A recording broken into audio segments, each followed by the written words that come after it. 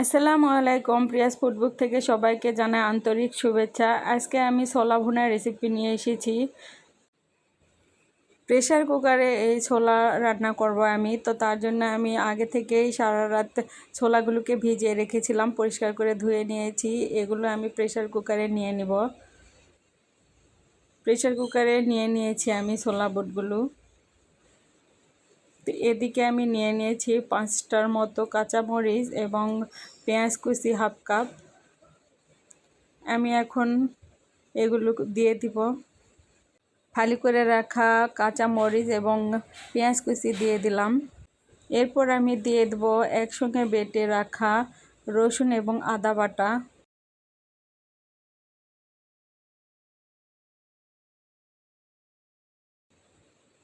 তারপর আমি দিয়ে দিব ধনিয়া গুঁড়া হাফ চা চামচ, দিয়ে দেব হাফ চা চামচ হলুদ গুঁড়া, দিয়ে দিব হাফ চা চামচ মরিচ গুঁড়া, 1 চা চামচ গরম মশলা দিয়ে দিব,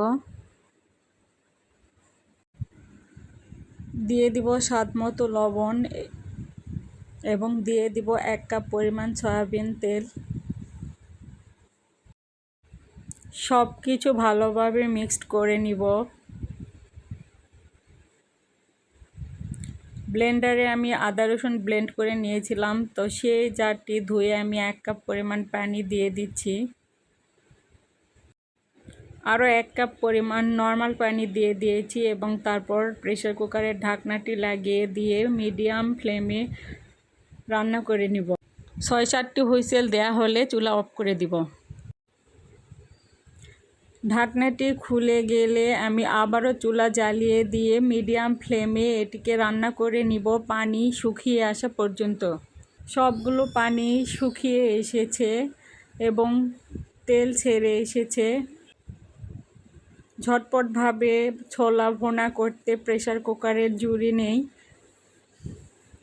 আর 5 মিনিটের মতো রান্না করে আমি চুলাটিকে অফ করে দিব।